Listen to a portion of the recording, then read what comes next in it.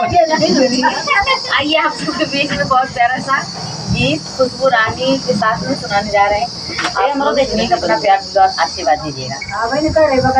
अरे ना मानई ना मानई ना मानई हो मोर देवरा लोहारी ना मानई हो मोर देवरा लोहारी ना मानई हो। अरे ना मानई ना मानई ना मानई हो मोर देवरा लोहारी ना मानई हो मोर देवरा लोहारी ना मानई हो।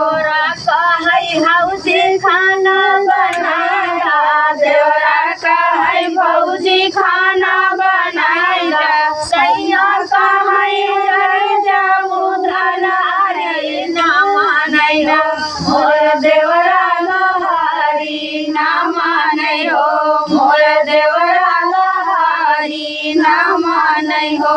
अरे ना मानई ना मानई ना मानई हो मोर देवरा लोहारी ना मानई हो मोर देवरा लोहारी ना मानई हो।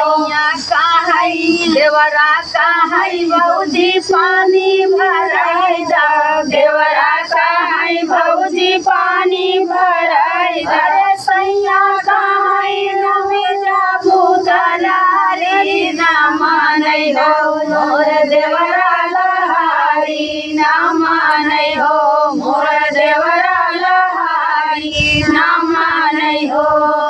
ना मानई ना मानई ना मानई हो मोर देवरा लोहारी ना मानई हो मोर देवरा लोहारी ना मानई हो।